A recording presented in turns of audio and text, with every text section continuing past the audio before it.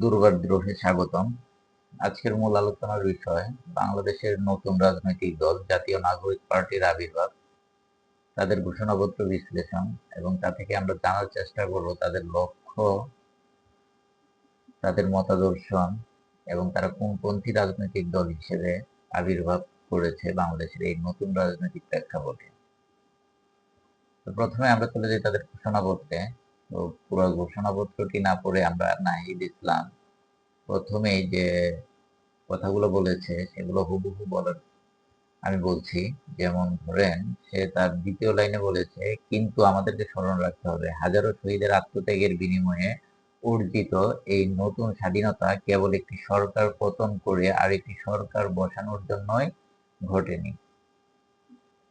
তো এখন কথা হচ্ছে গিয়ে, বাংলাদেশের রাজনৈতিক প্রেক্ষাপটে আপনি দেখবেন যে কয়টা রাজনৈতিক দল আছে, আমি কিন্তু আওয়ামী লীগ, বিএনপি, মূল ধারার যে রাজনৈতিক দলগুলো আছে তাদের কথা বলছি না, আমি সকল রাজনৈতিক দলের কথাই বলছি।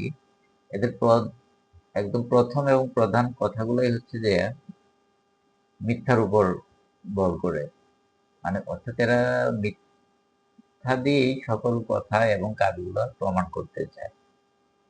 এরা মনে হয় দিনের 4 বেলা 5 বেলা মিথ্যাই খায়। যাই হোক, তো আমাদের যে মানে আকাঙ্ক্ষা ছিল সেটা হচ্ছে যে এমন একটা দল বাংলাদেশে আসবে হয়তোবা এই বিপ্লবের পরে, যে বিপ্লবের পরে এই মিথ্যা নামক যে বিষয়বস্তুগুলা, সেই বিষয়বস্তুগুলা তারা ঢেকে দিবে।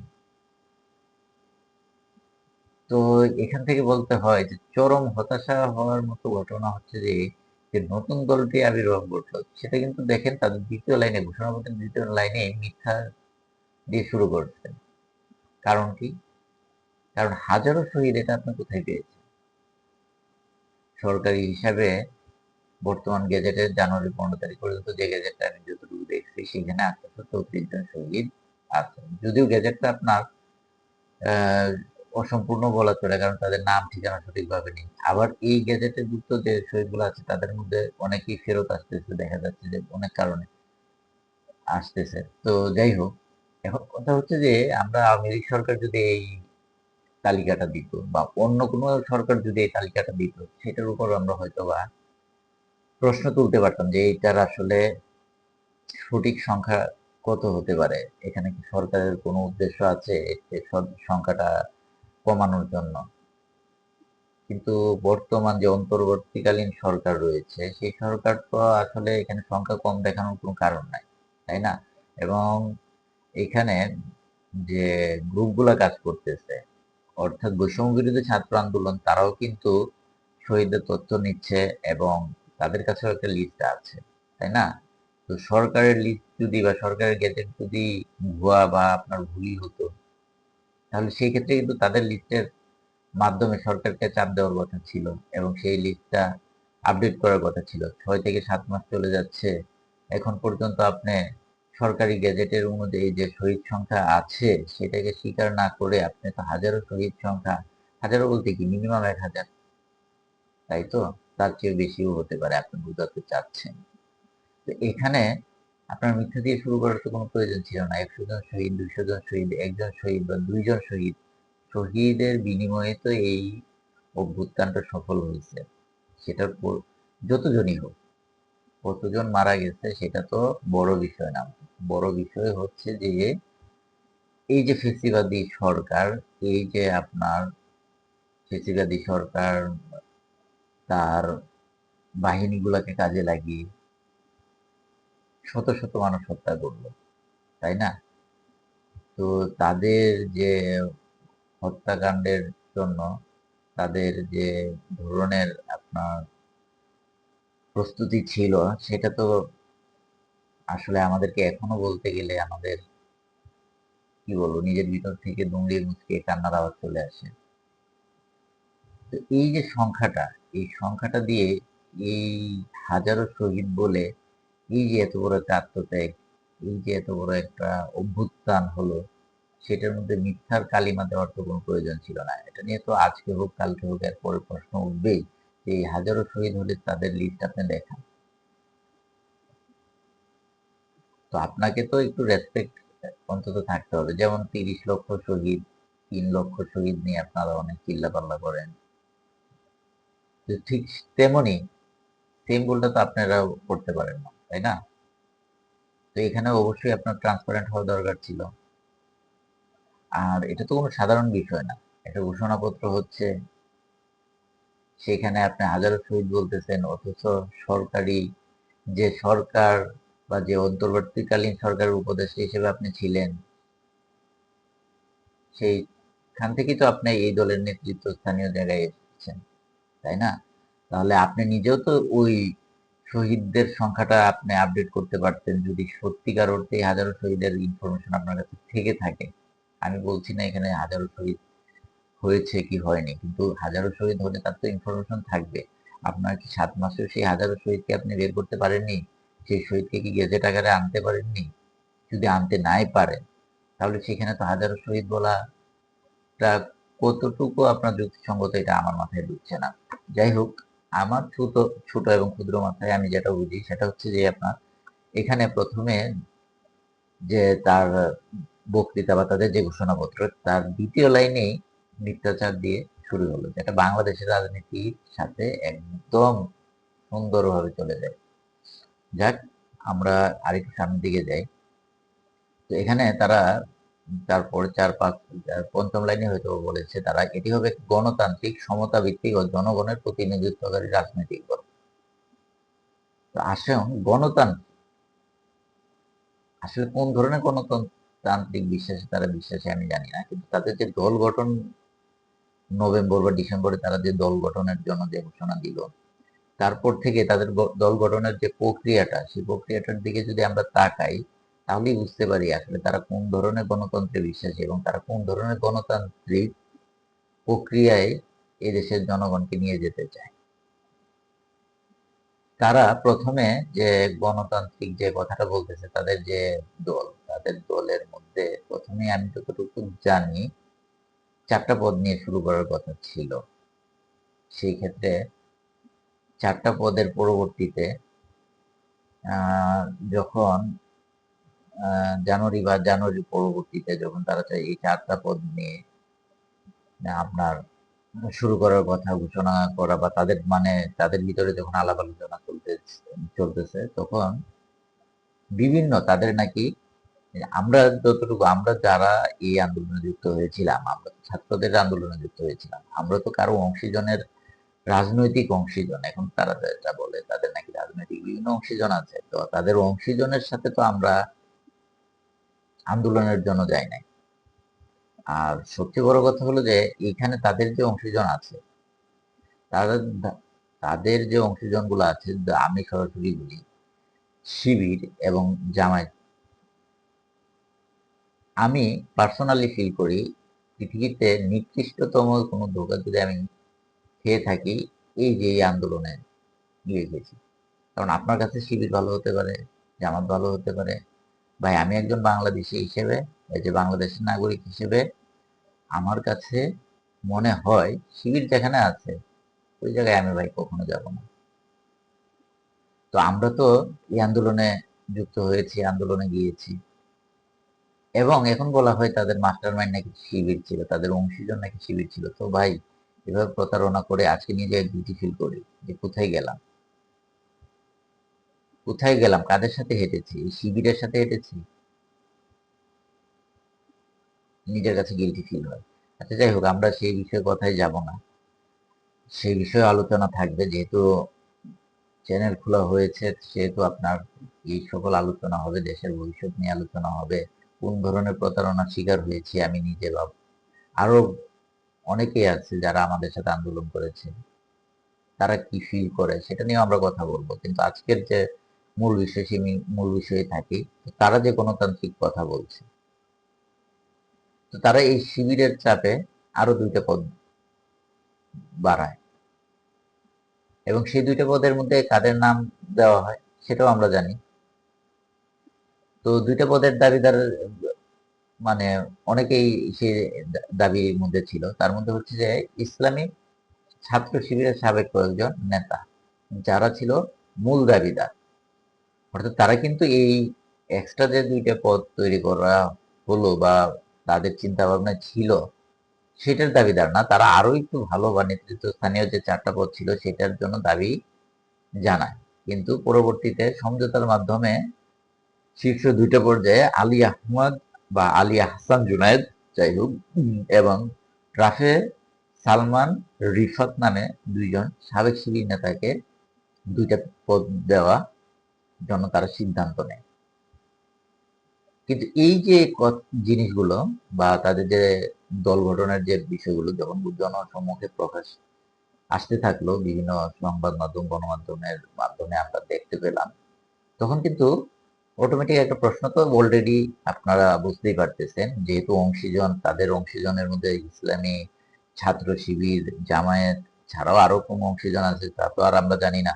যাই হোক, তো অলরেডি মানুষ তো বুঝতে পারতেছে যে এখানে তাদের ভালোই একটা অংশীজনের ভিতরে আছে ইসলামী ছাত্র শিবির, এবং এই যে আপনার দলটা গঠন করতেছে সেইখানেও তাদের পদ নাকি ইসলামী ছাত্র শিবিরকে দিতে হবে।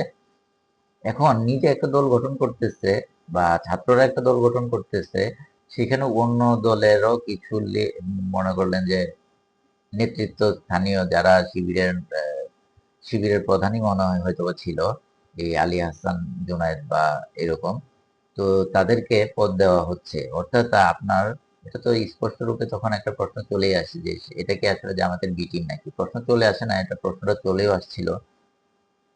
তো এই যে জামাতে ইসলামীর বি টিম, এই যে শব্দটা, এই শব্দটা যখন থেকে মানুষ বা জনগণ, আমরা আসলে তাদের কাছে তো জনগণ কারা আমি জানি না, তো এখন আমি তো বাংলাদেশের জনগণ না, এটাই আমি মনে করি। তো এরকম আমাদের বা এরকম অনেকের কাছে তখন প্রশ্নটা উঠে আসলো যে আসলে এটা কি শিবিরের বি টিম কিনা, এটা কিন্তু তারাও বুঝতে পারছে। তখন কি করলো, তারা এই ছাত্র শিবিরের এই নেতাগুলাকে বাদ দিল, বাদ দিয়ে তারা তাদের দলটা ঘোষণা করলো। এখনো কিন্তু পদ 2টা রেখে দিচ্ছে, এবং হয়তোবা সুযোগ পেলে কখনো এই শিবিরপন্থী এই লোকগুলাকে ঢুকানোর জন্য এই পদগুলা রেখে দেওয়া হচ্ছে। এটা আমার একান্ত ব্যক্তিগত মতামত। এটা আপনাদের বা তাদের উদ্দেশ্য কি সেটা তো আর আমি জানি না, যেহেতু তাদের ঘোষণাপত্রে কোনো ধরনের ক্লিয়ার লক্ষ্য এখন পর্যন্ত আমি দেখতে পাই নাই। যাই হোক, ঘোষণাপত্রটা নিয়ে তো আমরা আলোচনা করবোই, এবং তাদের লক্ষ্য কি এবং তাদের যে আদর্শ মতাদর্শন কি সেটা সম্পর্কে তো আমরা জানার চেষ্টা করবই। কিন্তু প্রথম কথা হচ্ছে যে 2য় লাইনেই আমরা তাদের ঘোষণাপত্রে একটা মিথ্যাচার দিয়ে শুরু দেখলাম। এরপর তারা বলছে গণতান্ত্রিক যে রাজনৈতিক একটা ধারা তৈরি করবে তারা। তো বাংলাদেশ তো গণতান্ত্রিক ধারা আছে কি নাই সেটা আসলে পরবর্তীতে আমরা দেখবো। যাই হোক, তো গণতান্ত্রিক বা সমতা ভিত্তিক ও জনগণের প্রতিনিধিত্বকারী রাজনৈতিক দল হিসেবে তারা তাদের আবির্ভাব ঘটবে। তো এখন প্রথম কথা হচ্ছে যে গণতান্ত্রিক একটা দলের মধ্যে কোন ধরনের নেতৃত্ব স্থানীয় যে নেতাগুলো আছে তারা কোন ধরনের নেতা। প্রথম কথা হচ্ছে সবাই প্রায় ঢাকা ভার্সিটির নেতা, না হলে কিছু জুলাই আগস্টের গণ অভ্যুত্থানে যে শহীদ পরিবারের সদস্য থাকতে পারে। যাই হোক, তাদেরকে আনা হয়েছে এখানে। তারপর আমার জানা মতে যে আরো কয়েকজন নেতা থাকলে থাকতে পারে। যাই হোক, পুরো লিস্টার মধ্যে তো এখানে আপনি দেখেন যে সমতা ভিত্তিক এবং গণতান্ত্রিক 2টা জিনিস এখানে চলে আসে। এখানে সমতা ভিত্তিক এবং গণতান্ত্রিক উপায়ে যদি এখানে দলে নেতৃত্ব স্থানীয় যে ব্যাপারগুলো থাকে, যে পোস্টগুলো থাকে, সেগুলোর মধ্যে আপনি খেয়াল করেন কয়জন ঢাকা ভার্সিটি বা অন্যান্য ভার্সিটির ছেলে মেয়ে এখানে নেতৃত্ব স্থানীয় পদে আছে, কতজন আমজনতা এখানে আছে, নৃগোষ্ঠী, তারপরে ধরেন যে উম,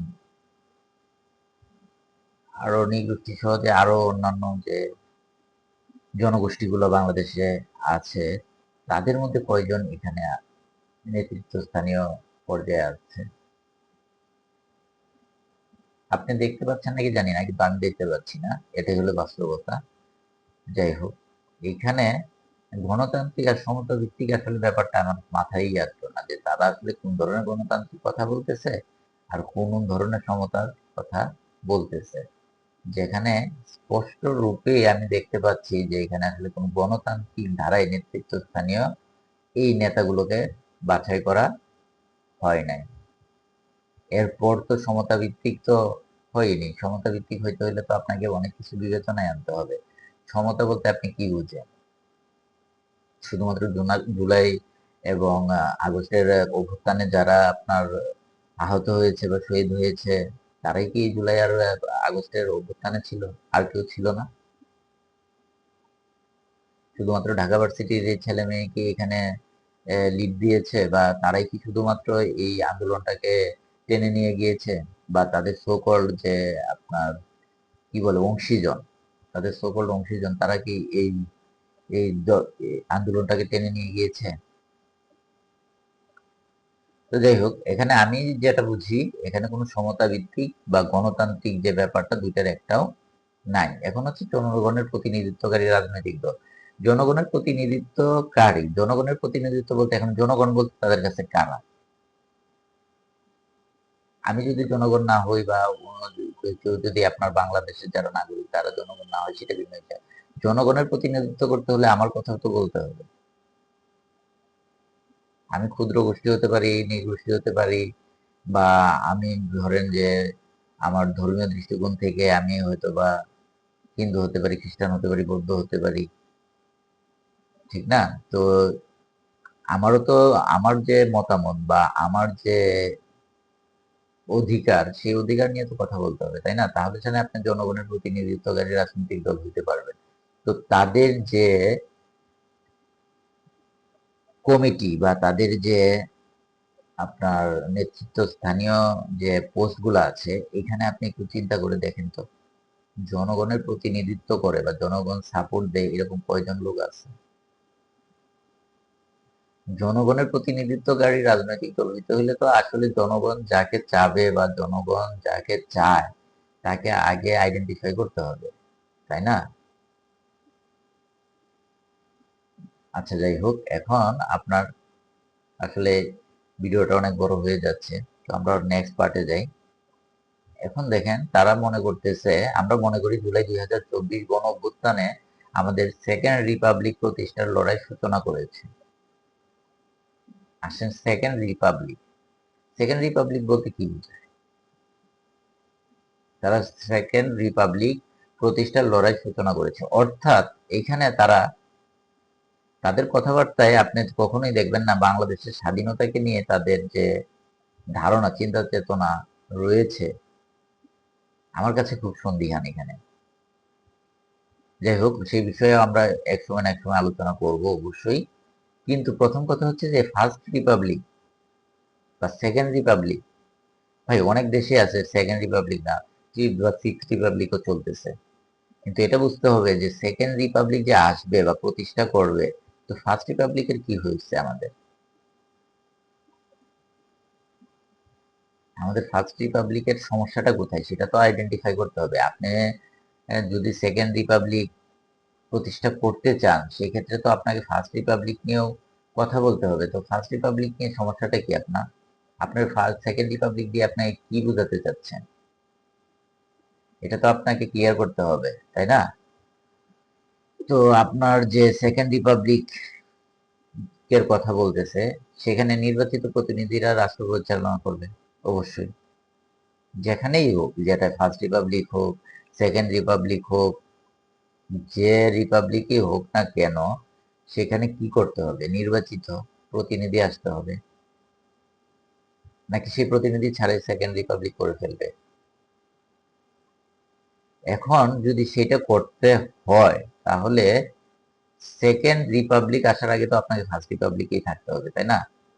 যদি ফার্স্ট রিপাবলিকে থাকেন থেকে যদি একটা গণতান্ত্রিক নির্বাচন করেন বা যে প্রক্রিয়ার মধ্যে আমরা আমাদের মূল উদ্দেশ্য কি, একটা গণতান্ত্রিক প্রক্রিয়ার মধ্যে চলে আসবো, গণতান্ত্রিক একটা নির্বাচন হবে যেখানে সবাই অংশগ্রহণ করবে, আমরা ভোট দিতে যাব।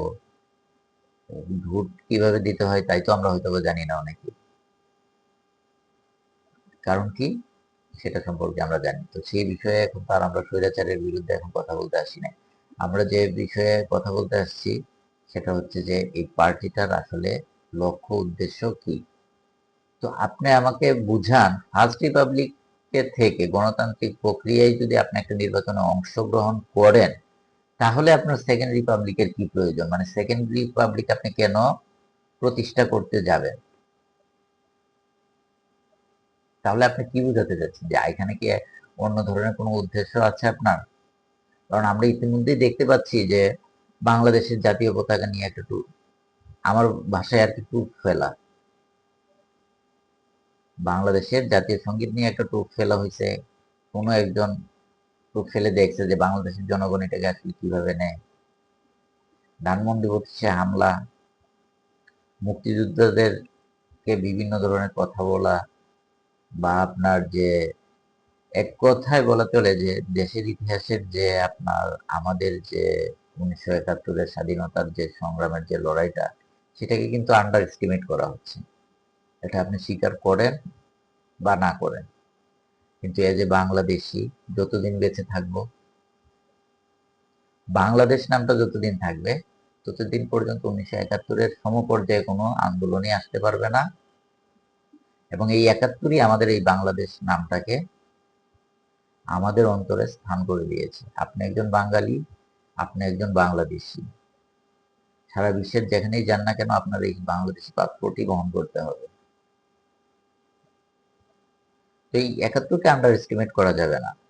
আপনি যত বড় আন্দোলনের নেতৃত্বই দেন না কেন, যে কোনো আন্দোলনই করেন না কেন, এই বাংলাদেশে, এই বাংলাদেশের বিভিন্ন গণতান্ত্রিক পর্যায়ের কোনো একটা মাধ্যম বা কোনো একটা জিনিস প্রতিষ্ঠা করার জন্য সেই আন্দোলনটা করবেন। এটা হতে পারে গণতন্ত্র প্রতিষ্ঠা, কিন্তু কোথায় গণতন্ত্র প্রতিষ্ঠা করবেন? এই বাংলাদেশে প্রতিষ্ঠা করবেন। তাহলে স্বাধীনতা বিরোধী যারা আছে, স্বাধীনতা বিরোধী যারা আছে, তারা একটা জিনিস আপনার পরিষ্কার বুঝতে পারবেন, যে আপনারা যতই এই 1971-কে নিয়ে আপনারা যত ধরনের ছল চাতুরি করেন না কেন, লাস্ট পর্যন্ত সেই বাংলাদেশি লিখতে হবে। পূর্ব পাকিস্তানে ফিরে যাওয়ার মতো অবস্থা আর নেই, আর পূর্ব পাকিস্তানে ফিরে যাওয়া সম্ভব না। বাংলাদেশ, বাংলাদেশি লিখতে হবে। আর বাংলাদেশ লিখতে হলে 1971 লিখতে হবে। বাংলাদেশের যে জনক আছে, যে বাংলাদেশকে তৈরি করেছে, সেই শেখ মুজিবকেও স্বীকার করে নিতে হবে। আমি শেখ মুজিবকে ভালো খারাপ বলতেছি না। এখানে একদল আসবে এখন আওয়ামী লীগের দালাল বলেই দিবে। 1971-এর পূর্ববর্তী এবং 1971 পর্যন্ত শেখ মুজিবকে বিট করার মতো বাংলাদেশ কেউ আসে নাই। 71 পরবর্তী স্বৈরাচার শেখ মুজিবকে, স্বৈরাচারের যে মনে করলেন বাংলাদেশে আবির্ভাব হয়েছে, তাও মুজিবের হাত ধরে আসছে। তো মুজিবকে আপনি যেমন ফেলে দিতে পারবেন না, মুজিব আপনার ভগবানও না, মুজিব আপনার আবার ফেলে দেওয়ার মতো কোনো বিষয়বস্তু না। যেটা সঠিক, সেটাকে সঠিক হিসেবেই বলতে হবে, এবং সেটার কারণেই এই আন্দোলনে আমরা যুক্ত হয়েছি, আন্দোলন করেছি। যাই হোক, আমরা আবার আমাদের এখানে চলে আসি। তো সেকেন্ড রিপাবলিক বলতে এবং প্রতিষ্ঠা করার লড়াই সূচনা করেছে তারা, অর্থাৎ তারা হচ্ছে যে প্রথম রিপাবলিকে থেকে নির্বাচন করবে এবং তারপর সেকেন্ড রিপাবলিক প্রতিষ্ঠা করবে, এটাই তো? নাকি নির্বাচনে অংশগ্রহণ করবে না? যদি সেটাই হয়, তাহলে সেকেন্ড রিপাবলিকের কি প্রয়োজন, বা সেকেন্ড রিপাবলিক বলতে আসলে তারা কি বুঝে? প্রথম কথা হলো, সেকেন্ড রিপাবলিক কখন আসে? যদি ফার্স্ট রিপাবলিক কোনো কারণে ব্যর্থ হয়, বা ফার্স্ট রিপাবলিক যদি গণতান্ত্রিক একটা রাষ্ট্রে গণতান্ত্রিক ধারা থেকে চলে যায়, হারিয়ে যায় গণতান্ত্রিক ধারা, তো সেই ক্ষেত্রে রেগুলেশন ঘটিয়ে, যেটা আমরা একটা বিপ্লব ঘটানো হয়েছে, বিপ্লব ঘটানোর পর আমরা সফলতার তুঙ্গে চলে যেতে পারিনি, কিন্তু একটা বিপ্লব ঘটানোর পর একটা স্বৈরাচারের পতন ঘটাইছি, তাই না? সেকেন্ড রিপাবলিকটা আসলে তখন আসতো যখন সংবিধানকে সম্পূর্ণরূপে, তখন সংবিধান, একটা বিপ্লবের মানে কি? বিপ্লবের মানে হচ্ছে, একটা সফল বিপ্লবের মানে কি? বিপ্লব ঘটবে, বিপ্লবের আগে যে সংবিধান ছিল সেটা সম্পূর্ণরূপে বিলুপ্ত হয়ে যাবে, বিপ্লবী যারা বিপ্লবের নেতৃত্ব স্থানে ছিল, তারা হয়তো একটা সরকার গঠন করবে, বা তাদের একটা দল গঠনের মাধ্যমে দেশে যাবতীয় সংবিধান থেকে শুরু করে সকল কিছু বাদ দিয়ে আবার নতুন করে একটা সংবিধান রচনা করবে, তারপর হয়তো গণতান্ত্রিক প্রক্রিয়ায় চলে আসবে। তো আমার কথা হচ্ছে যে প্রথম যে আমরা যে বিপ্লবটা 2024 সালে দেখলাম বা আমরা যে বিপ্লবে অংশগ্রহণ করলাম, তো সেখানে তো আমাদের যে প্রথম গণতান্ত্রিক যে সংবিধান ছিল, সেই সংবিধানকে বাতিল করা হয় নাই। সেই সংবিধানের আলোকেই আমাদের অন্তর্বর্তীকালীন সরকার রাষ্ট্রপতির মাধ্যমে শপথ গ্রহণ করে এই দেশে অন্তর্বর্তীকালীন যে সরকার গঠন করা হলো। তার মানে হচ্ছে যে স্টিল নাও আমাদের সংবিধান এই বিপ্লবের মাধ্যমে কিন্তু বাতিল হয় নাই। এখন আপনি যতই বলেন না কেন যে আর সংবিধান বাতিল চাই, নতুন সংবিধান করতে হবে, কিন্তু প্রথম কথা হচ্ছে যে এই যে সরকার আসলো, সেই সরকার কোন সংবিধানের ভিত্তিতে আসলো? তাহলে আপনি একটা জিনিস বোঝার চেষ্টা করেন, আমার ফার্স্ট রিপাবলিকের সংবিধান আপনি রাখলেন, আপনাদের সরকার তৈরি করলেন, তারপর এখন আপনারা বলতেছেন যে সেকেন্ড রিপাবলিক। আপনাদের উদ্দেশ্যটা আসলে কি সেটা আমার মাথায় আসতেছে না। উদ্দেশ্য তো অবশ্যই কোনো না কোনো আছে, যাই হোক সেই উদ্দেশ্য তো আমরা আস্তে আস্তে বুঝতে পারবো, কিন্তু উদ্দেশ্য যেটাই থাকুক, সেকেন্ড রিপাবলিকে কেন আসতে হবে সেটা আমার মাথায় আসে না। দ্বিতীয় কথা হচ্ছে যে গণপরিষদ নির্বাচনের মাধ্যমে একটি নতুন সংবিধান প্রণয়ন আমাদের অন্যতম প্রাথমিক লক্ষ্য। গণপরিষদ কি? গণপরিষদটা কি? গণপরিষদ বলতে আসলে কোন ধরনের কথা আমরা বুঝি? গণপরিষদ বলতে কখন প্রয়োজন হয় গণপরিষদের? গণপরিষদের প্রয়োজনটা তখনই হবে যখন আপনার কোনো রাষ্ট্র থাকবে না। রাষ্ট্র থাকবে না, সংবিধান থাকবে না, নতুন একটা রাষ্ট্র প্রতিষ্ঠা করব এবং সেই রাষ্ট্র প্রতিষ্ঠার ক্ষেত্রে নতুন সংবিধান করব এবং সেই জিনিসগুলো যাতে ভ্যালিড হয় সেটার জন্য একটা গণপরিষদ তৈরি করা হয়। তাহলে কি আপনারা কি বোঝাতে যাচ্ছেন যে নতুন আরেকটা রাষ্ট্র তৈরি হবে এই বাংলাদেশে? তো আপনারা কি বোঝাতে চাচ্ছেন সেটা পরিষ্কার নয়। তো জনগণের মনে প্রশ্ন জাগবে, আমাদের মনে প্রশ্ন জাগছে। আপনারা যেমন বিপ্লব করছেন আমরাও বিপ্লব করছি। আপনারা হয়তো বা কোনো আইন শৃঙ্খলা বাহিনীর হাতে ছিলেন, আমরা রাস্তায় ছিলাম। তো আপনারা আইন শৃঙ্খলা বাহিনীর দ্বারা নির্যাতিত হয়েছেন, আমরা রাস্তায় নির্যাতিত হয়েছি। আপনারা যদি বলেন যে একমাত্র আপনারাই নির্যাতনের শিকার হয়েছেন, তা না, আমরাও নির্যাতনের শিকার হয়েছি। আমরা কোন ধরনের নির্যাতনের শিকার হয়েছি বা আমি ব্যক্তিগতভাবে কোন ধরনের নির্যাতনের শিকার হয়েছি সেটা আপনার সাথে শেয়ার করা বা আপনাদের সাথে এখন আমি শেয়ার করতে চাচ্ছি না। সেটা একমাত্র আমার ব্যক্তিগত ব্যাপার। কারণ এখানে আমার হিরো হওয়ার কিছু নাই, জিরো হওয়ার কিছু নাই। আমি একজন বাংলাদেশের নাগরিক, ফার্স্ট প্রায়োরিটি আমার বাংলাদেশ এবং আমার বাংলাদেশকে রক্ষা করার জন্য যা যা করা দরকার আমি তাই করব। তো যাই হোক, আবার আলোচনায় ফিরে আসি। এখন কথা হচ্ছে যে আপনি গণপরিষদ এবং আপনি এই যে বলতেছেন সেকেন্ড রিপাবলিক, এগুলো দিয়ে আসলে কি বোঝাতে যাচ্ছেন? আপনি যে বাংলাদেশের রাষ্ট্রীয় যে ব্যবস্থা বা বাংলাদেশ নিয়ে কি আপনি কোনো সন্দেহ পোষণ করতেছেন কিনা বা কি চাচ্ছেন আপনি সেটা আসলে ক্লিয়ার করা আপনাদের উচিত ছিল। কারণ এখান থেকেই কিন্তু অনেক ধরনের প্রশ্ন উঠে যায়। হয়তো বা এখন ভয়ে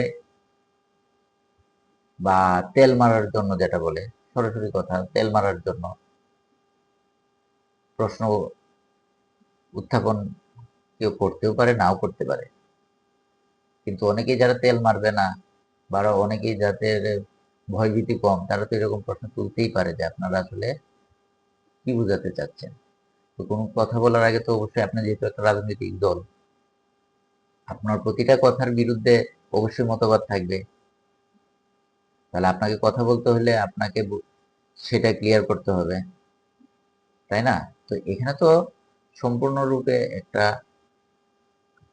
মানে ধাঁধার মতো হয়ে গেছে। এই যে আপনারা কি মনে করছেন সেকেন্ড রিপাবলিক সম্পর্কে, গণতান্ত্রিক নতুন সংবিধান সম্পর্কে কি মনে করছেন, তো এগুলোর সম্পর্কে তো ক্লিয়ার করতে হবে। তারপর আসেন আমরা বলি, নাহিদ বলেন, আমরা এমন একটি রাজনৈতিক সংস্কৃতির বিকাশ চাই যেখানে সমাজ ও রাষ্ট্রের সর্বস্তরের বিভেদের বদলে ঐক্য, প্রতিশোধের বদলে ন্যায় বিচার এবং পরিবারতন্ত্রের বদলে মেধা ও যোগ্যতার মানদণ্ড প্রতিষ্ঠিত হবে। আমাদের রাজনীতিতে দুর্নীতি ও স্বজনপ্রীতি কোনো স্থান হবে না। কথাটা আপনি লক্ষ্য করেন। এখানে তারা বলতেছে যে রাষ্ট্রে নাকি বিভেদের বদলে ঐক্য তৈরি করবে এবং প্রতিশোধের বদলে ন্যায় বিচার তৈরি করবে। তো ৩২-এ যে হামলাটা হলো সেটা কি ন্যায় বিচার হলো?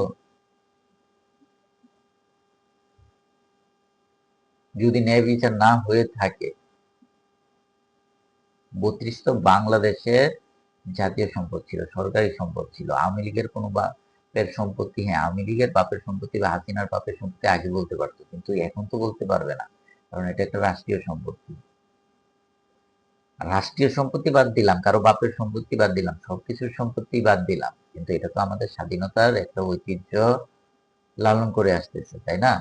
তো আমাদের স্বাধীনতার ঐতিহ্যে হাত দেওয়ার মতো তো ঘটনা এখন আপনার জুলাই আগস্টে যেহেতু ঘটে নাই বা অল্প বিস্তর ঘটছে, এখন তো ঘটানোর কোনো প্রয়োজন ছিল না। তাহলে আচ্ছা, এত কথা বাদ দিয়ে আমরা প্রতিশোধের বদলে ন্যায় বিচার, ৩২-এ হামলাটা কি আপনার প্রতিশোধের বদলে ন্যায় বিচার প্রতিষ্ঠা করতে গেছিলেন, না প্রতিশোধ পরায়ণ হয়ে গিয়েছিলেন? কোনটার কারণে গিয়েছিলেন? পরিবারতন্ত্রের বদলে মেধা ও যোগ্যতার মানদণ্ড, রাজনীতিতে দুর্নীতি ও স্বজনপ্রীতির কোনো স্থান হবে না। আচ্ছা, স্বজনপ্রীতির কোনো স্থান যদি নাই হয়, তাহলে আপনাদের কমিটিতে কতজন শহীদের পরিবারের লোক আছে? একটু জানতে চাচ্ছি, এগুলো কি স্বজনপ্রীতির মাধ্যমে আসে নাই? এগুলো কি স্বজনপ্রীতির বাইরে আসছে?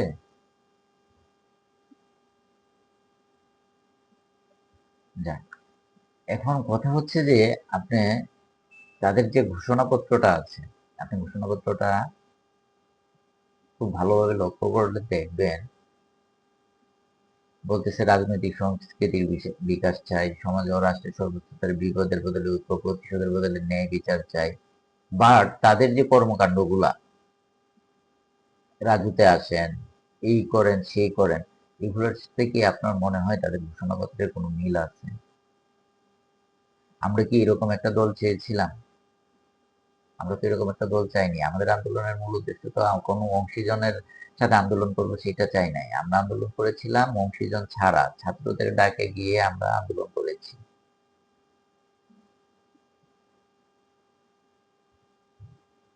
তো আপনারা যদি আপনাদের অংশীজন নিয়ে থাকতে চান, মিথ্যায় ভরপুর একটা ঘোষণাপত্র, আপনার 50-60 লাইনের একটা ঘোষণাপত্র দিয়েছেন, যেটার মধ্যে হাজার মনে হয় মিথ্যা বের হচ্ছে। তারপর আপনার উদ্দেশ্য নিয়ে প্রশ্ন যাচ্ছে, আপনাদের দলের যে গঠনতন্ত্র আছে সেগুলো নিয়ে প্রশ্ন যাচ্ছে, কেন? এগুলো জাগবে কেন? ভুল সবারই হতে পারে, আমাদের ভুল হবে, আপনাদের ভুল হবে, ভুল হলে আমাদেরকে ক্ষমা সুন্দর দৃষ্টিতে দেখবেন। এই কথাগুলো শোনার জন্য তো আমরা আসলে, ভুল তো মানুষ মাত্রই ভুল করবে, এটা স্বাভাবিক ব্যাপার। কিন্তু যখন আপনি একটা রাজনৈতিক অঙ্গনে আসছেন, একটা রাজনৈতিক দল গঠন করতেছেন, তখন সেটা তো ভুলের পর্যায়ে পড়ে না।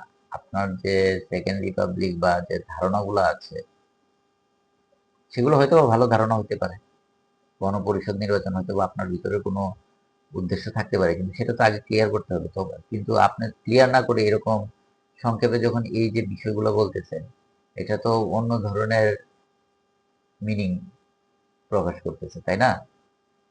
তো অন্য ধরনের মিনিং আমি ব্যক্তিগতভাবে বিশ্বাস করি, আসলে আপনাদের যে কর্মকাণ্ড এই জুলাই আগস্টের পর আপনাদের যে কর্মকাণ্ড, আপনাদের যে কথাবার্তা, আপনাদের যে অংশীজন, আমি আপনাদেরকে এক বিন্দু পরিমাণ বিশ্বাস করি। এটা বাস্তব কথা, আপনাদেরকে আমি একটা বিন্দু পরিমাণ বিশ্বাসও করি না। ঠিক যে আমি জুলাই আগস্টে আমার নিজের জীবনকে বাজি রেখে, আমার পরিবারের জীবনকে বাজি রেখে, আমার সন্তানের জীবনকে বাজি রেখে, তাদের কথা চিন্তা না করে যে আমি রাজপথে নামছি, সেই আমি আপনাকে বিন্দু পরিমাণ বিশ্বাস করি না, আপনাদের দলকে বিন্দু পরিমাণ বিশ্বাস করি না, এবং আপনাদের উদ্দেশ্য নিয়ে আমায় সন্দিহান না, আমি নিঃসন্দেহে বলতে পারি আপনাদের উদ্দেশ্য এবং আপনাদের যে মতাদর্শন, আপনাদের যে পন্থা, আপনাদের যে কথাবার্তা, সবগুলোতেই সমস্যা আছে। এটা আমার ব্যক্তিগত মতামত। যাই হোক, ভিডিওটা অনেক বেশি বড় হয়ে যাচ্ছে। আমার যে ভিডিওটা যারা দেখছেন তাদের মতামত কি সেটাও জানাবেন। আমি আমার ব্যক্তিগত মতামত বলে দিচ্ছি। আসলে ভিডিওগুলো এখানে যে পাবলিশ করা হবে এগুলো সবগুলো আমার ব্যক্তিগত মতামতের উপরেই থাকবে এবং আমি কি চিন্তা চেতনা করি তার উপরে থাকবে। কারণ আমি একজন বাংলাদেশী নাগরিক হিসেবে মনে করি এই বাংলাদেশকে রক্ষা করার দায়িত্ব আমার, আপনার, প্রত্যেকটা জনগণের। বাংলাদেশ কেন্দ্রিক হন, বাংলাদেশ নিয়ে চিন্তা করেন। পৃথিবীর যে রাষ্ট্রেই যাবেন না কেন আপনাকে বাংলাদেশি পাসপোর্ট গ্রহণ করতে হবে, বাংলাদেশি হিসেবেই আপনাকে যেতে হবে। সো এখনো সময় আছে, বোঝার চেষ্টা করুন, চোখ কান খোলা রাখেন। ওই যে কথায় আছে না, চিলে কান নিয়ে গেছে, চিলে কান নিয়ে গেছে আর চিলের পিছনে দৌড়াবেন, এরকম না করে চিলের পিছনে দৌড়াই এখন কান যে কানের জায়গায় আছে এটা বুঝতে পারতেছি। তো এখন ট্যাগ মারবেন যে আগেই তো ভালো ছিলাম না বলা মানুষগুলো আওয়ামী লীগের দালাল, এই সেই হ্যান ত্যান বলতে থাকেন। আমাদের কোনো সমস্যা নাই। আপনারা যদি আমাদেরকে আওয়ামী লীগের দালাল বলেন তাতেও আমাদের সমস্যা নাই। আওয়ামী লীগ এক সময় আমাদেরকে রাজাকারের বাচ্চা বলছে, তখন আমাদের সমস্যা হয় নাই। কারণ কারণ একটাই, কারণ আমরা বাংলাদেশি, আমি বাংলাদেশি, আমার প্রথম প্রেম বাংলাদেশ, সেকেন্ড প্রেম বাংলাদেশ, থার্ড প্রেমও বাংলাদেশ, মরার আগে আমার প্রেম একটাই থাকবে, সেটা হচ্ছে বাংলাদেশ। সো ওই পাইক্য প্রেমী বা পাকিস্তানি প্রেমী আমি কখনোই হব না। পাইক্যকে এই দেশে কখনোই আর, বা পাকিস্তানিকে এই দেশে আর কখনোই আনা সম্ভব না। তো পাইক্য প্রেম যেটাই হোক, পাকিস্তান প্রেম যেটাই হোক, হোক হোক, থাকতেই পারে। কারণ সব, একটা দেশের সব জনগণ তো আর দেশপ্রেমিক হয়ে গড়ে উঠতে পারে না, এটাই দুর্ভাগ্য। একটা দেশের জন্য যেমন দুর্ভাগ্য, এবং একটা স্বাধীন রাষ্ট্রের জনগণের জন্য সেটা দুর্ভাগ্য। তো মানুষের মধ্যে মত পার্থক্য থাকবে, মতভেদ থাকবে, থাকতেই পারে, কিন্তু দেশ নিয়ে বা দেশ প্রেম নিয়ে খেলা করাটা উচিত নয়। আমি মনে করি একজন দেশের সচেতন নাগরিক হিসেবে নিজের দেশকে ভালোবাসুন, নিজের দেশের যেটা ভালো হবে, নিজের দেশের জন্য যেটা ভালো হবে সেই পথ বেছে নেবেন। Thanks for watching my video. Thank you very much.